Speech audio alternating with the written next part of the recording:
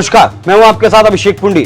देश के लोकतंत्र में सब अपनी हिस्सेदारी रखते हैं और सभी सत्ता का स्वाद भी चखना चाहते हैं, लेकिन टिकट एक को ही मिलेगा और जीत भी एक की ही होगी। लेकिन अब सत्ता के नशे का झुकाव बदल गया है और अब साधु संतों के साथ ही साथ मौलवी और मौलाना भी चुनावी मैदान में उतर रहे हैं। ऐसा ही राजस्थान में देखने को मिल रहा है, जहां पर दो धर्मगुरु आपस में टकरा गए। क्या है पूरा मामला, इस रिपोर्ट में देखिए।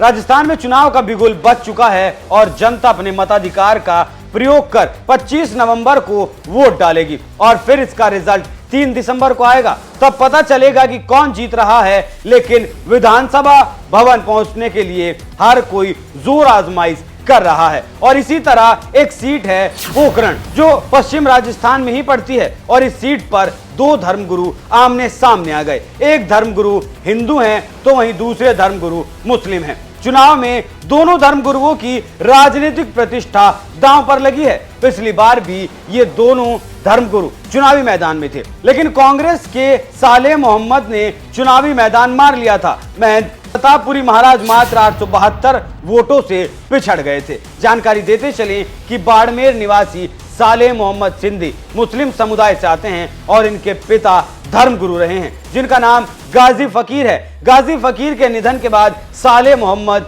उनके उत्तराधिकारी बने। वो मौजूदा विधायक भी हैं। सालेह मोहम्मद का कहना है कि धर्म उनके लिए कोई मुद्दा नहीं है। वो कांग्रेस सरकार में हुए विकास कार्यों के आधार पर जनता के बीच जाकर समर्थन मांग रहे हैं। उन्हें उम्मीद है कि लोग विकास कार्यों के लिए वोट करेंगे, ना कि धार्मिक आधार पर। चुनाव में हिंदू मुस्लिम कोई कारक नहीं है। तो ये रही सालेह साहब की कहानी। अब हम आपको बताते हैं कि इनके विरोधी की कहानी क्या है।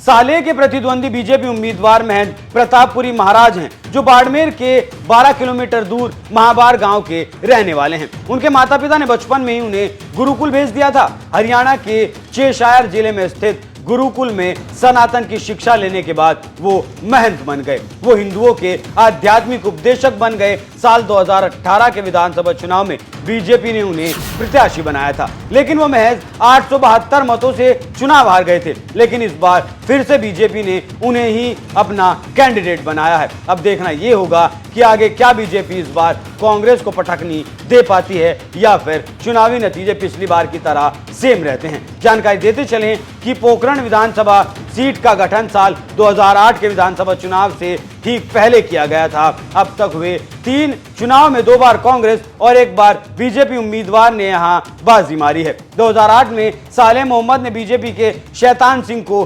339 वोटों से हराया था। वहीं 2013 के चुनाव में शैतान सिंह ने सालेह मोहम्मद को 34,444 मतों के भारी अंतर से हराया था। 2018 में बीजेपी ने पुरी को मैदान में उतारा था। सालेह मोहम्मद के सामने प्रतापपुरी महाराज महज 872 वोटों से हार गए थे। इससे आप समझ सकते हैं कि गठन के बाद 3 चुनाव में क्या रिजल्ट रहा। ऐसे में देखना होगा कि इस बार क्या होता है और कौन यहां की बाजी मारता है। आपको क्या लगता है कि कौन इस चुनावी रण में कामयाब हो पाएगा? अपनी राय हमें कमेंट कर जरूर बताएं। नमस्कार।